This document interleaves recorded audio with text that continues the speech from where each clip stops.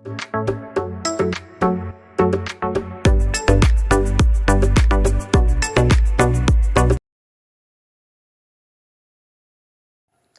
Morning, ഏവർക്കും study Nifty മലയാളത്തിൻ്റെ daily market ന്യൂസിലേക്ക് സ്വാഗതം. ഇന്ന് ജൂൺ 3 ബുധനാഴ്ചയാണ്.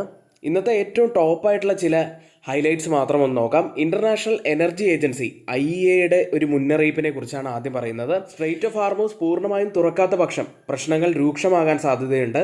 ജൂൺ അവസാനം വരെ സ്ഥിതി സാധാരണ നിലയിലേക്ക് എത്താത്ത പക്ഷം ആഗോള സമ്പദ് വ്യവസ്ഥ റെഡ് സോണിലേക്ക് കടക്കും എന്നുള്ള ഒരു മുന്നറിയിപ്പാണ് ഇന്റർനാഷണൽ എനർജി ഏജൻസി നൽകിയിരിക്കുന്നത്.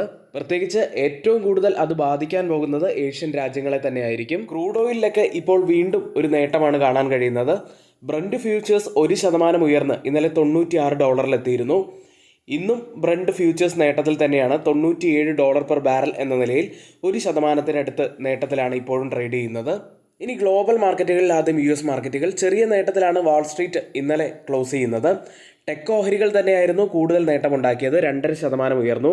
ഇതിനെ തുടർന്ന് നാസ്ഡാക്കും S&P 500 റെക്കോർഡ് ക്ലോസിംഗ് ആണ് ഇന്നലെയും രേഖപ്പെടുത്തിയത്. ഇനി ഇന്ത്യൻ വിപണിയിലേക്ക് വന്നാൽ 4 ദിവസത്തെ ഇടിവിന് ശേഷം ഇന്നലെ ഇന്ത്യൻ വിപണികൾ പോസിറ്റീവിലാണ് ക്ലോസ് ചെയ്യുന്നത്. കഴിഞ്ഞ 2 ദിവസമായി മാർക്കറ്റിനെ പിടിച്ചു നിർത്തുന്നത് IT ഇൻഡെക്സ് ആയിരുന്നു. IT ഇൻഡെക്സ് ഇന്നലെയും 4% മുകളിൽ ഉയർന്നു. അതിൽ തന്നെ ഏറ്റവും നല്ല നേട്ടമുണ്ടാക്കിയത് TCS 6.5%, Infosys 5.6%, HCL technologies 4%, Tata LXC 5.2%, Coforge 4% എന്നിങ്ങനെയായിരുന്നു. 2026 ഈ പറഞ്ഞ ടെക് ഭീമന്മാരുടെ ഇടിവ് എത്രത്തോളമാണ് എന്ന് നോക്കിക്കഴിഞ്ഞാൽ TCS 26%, 2026 ഇതുവരെയും ഇടിഞ്ഞിരിക്കുന്നത്.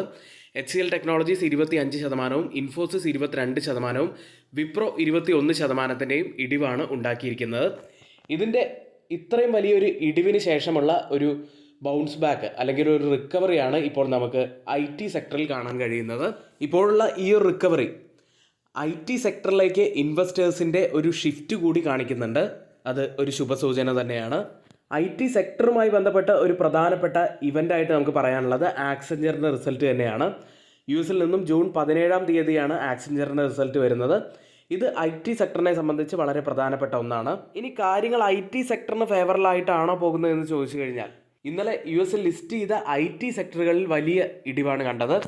അതിൽ തന്നെ വിപ്രോ 8.3% വലിയ ഇടിവ് നേരിട്ടപ്പോൾ ഇൻഫോസിസ് 2.6% ഇടിഞ്ഞു. ബാങ്കിങ് സൈഡിൽ ICICI ബാങ്കാണ് കൂടുതൽ നഷ്ടമുണ്ടാക്കിയത്, 1.8%. HDFC ബാങ്ക് 0.2% ഇടിവുമുണ്ടാക്കി. ഡോക്ടർ റെഡ്ഡി ലബോറട്ടറീസ് 1.7% ഇടിഞ്ഞു. ക്രൂഡ് ഓയിൽ വില ഉയരുന്നത് ഇന്ത്യൻ എക്കോണമിയെ സംബന്ധിച്ച് തീർച്ചയായിട്ടും സമ്മർദ്ദമുണ്ടാക്കും എന്ന കാര്യത്തിൽ ഒരു സംശയവുമില്ല. ക്രൂഡ് ഓയിൽ വില ഉയരുന്നത് ഇന്ത്യൻ എക്കോണമിക്ക് സമ്മർദ്ദം ഉണ്ടാക്കുന്നുണ്ടെങ്കിലും ഒരു സെക്ടർ ഇതിനിടയിൽ നല്ല ഒരു നേട്ടം ഉണ്ടാക്കാനുള്ള സാധ്യതയുണ്ട്. അതിനെക്കുറിച്ചാണ് ഇനി പറയുന്നത്. എല്ലാ ദിവസത്തെയും നമ്മുടെ pre market post market videos എല്ലാവരും കാണാൻ ശ്രമിക്കുക. നമ്മുടെ ഈ വീഡിയോയ്ക്ക് ആരെങ്കിലും ലൈക്ക് ചെയ്യാൻ മറന്നു പോയിട്ടുണ്ടെങ്കിൽ ദയവ് ചെയ്ത് വീഡിയോ ഒന്ന് ലൈക്ക് ചെയ്യുക. ഇന്നിപ്പോൾ ഓപ്പൺ ചെയ്തിരിക്കുന്ന ഏഷ്യൻ മാർക്കറ്റുകളിലേക്ക്. ജപ്പാൻ മാർക്കറ്റ് നിക്കി പുതിയ റെക്കോർഡ് ഹൈ ടച്ച് ചെയ്തു. 2.5% നേട്ടത്തിലാണ് ഇപ്പോൾ ട്രേഡ് ചെയ്യുന്നത്. മറ്റ് ഏഷ്യൻ മാർക്കറ്റുകളെല്ലാം പോസിറ്റീവിൽ തന്നെയാണ്. സിംഗപ്പൂർ മാർക്കറ്റ് 1%, തായ്വാൻ മാർക്കറ്റ് 1.86% നേട്ടത്തിൽ ട്രേഡ് ചെയ്യുന്നു. ഗിഫ്റ്റ് നിഫ്റ്റി ഇപ്പോൾ ട്രേഡ് ചെയ്യുന്നത് 23,468 എന്ന നിലയിൽ 112 പോയിന്റ്സ് ഇടിഞ്ഞാണ്.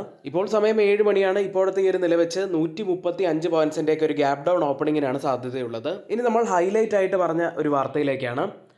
ഇലക്ട്രിക് വാഹന വിപണിയിൽ മെയ് മാസത്തിൽ 10.7% നല്ല ഒരു റെക്കോർഡ് മുന്നേറ്റം ഉണ്ടായിരിക്കുന്നു.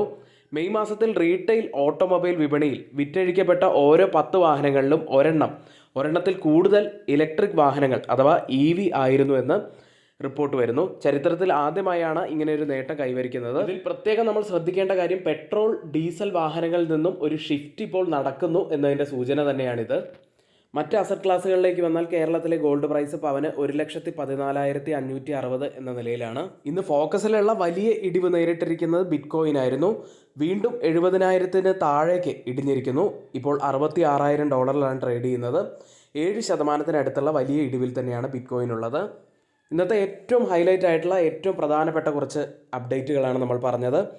ഇനി സ്റ്റോക്ക് മാർക്കറ്റിൻ്റെ ബേസിക് മുതൽ ഉള്ള കാര്യങ്ങൾ പഠിച്ചു പോകാൻ കഴിയുന്ന സ്റ്റോക്ക് മാർക്കറ്റിൻ്റെ ബിഗിനേഴ്സിനായിട്ടുള്ള ബേസിക് കോഴ്സിൽ ആർക്കെങ്കിലും ജോയിൻ ചെയ്യാൻ താല്പര്യമുണ്ടെങ്കിൽ ഇനി വെറും 1 ദിവസം മാത്രമേ അവശേഷിക്കുന്നുള്ളൂ. നിങ്ങൾക്ക് ഇപ്പോൾ തന്നെ നിങ്ങളുടെ സീറ്റ് ബുക്ക് ചെയ്യാവുന്നതാണ്.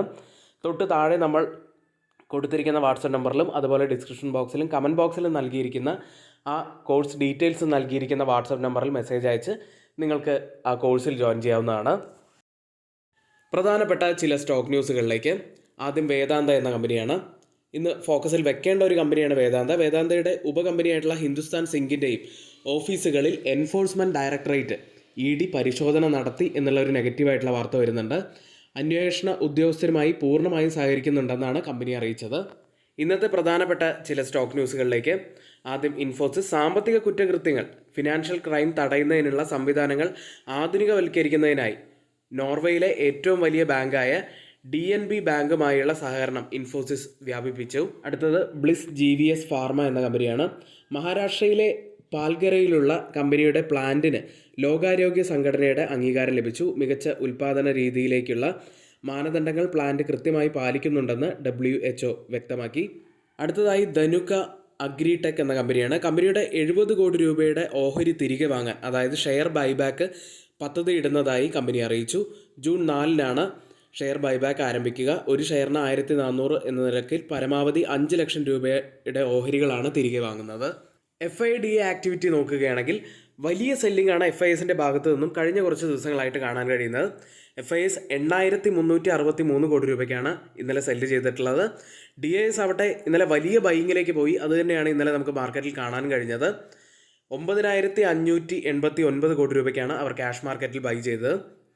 ഇന്നിവിടെ നമ്മൾ പറഞ്ഞ എല്ലാ കാര്യങ്ങളും ഏറ്റവും ഓതറൈസ്ഡ് ആയിട്ടുള്ള സൈറ്റുകളായ money control, Mint, Reuters, CNBC, financial express തുടങ്ങിയ മാധ്യമങ്ങളിൽ നിന്നാണ് എടുത്തിരിക്കുന്നത്. മറ്റുള്ളവയെല്ലാം നമ്മുടെ വ്യൂസ് മാത്രമാണ്. ഒരിക്കലും ആ റെക്കമെൻഡേഷൻ അല്ല, നിങ്ങളുടെ എഡ്യൂക്കേഷണൽ പർപ്പസിന് വേണ്ടി മാത്രമാണ് ഷെയർ ചെയ്യുന്നത്. എങ്കിൽ ഇന്നത്തെ ഈ വീഡിയോ ഇവിടെ പൂർത്തിയാവുന്നു. ഏവർക്കും നന്ദി.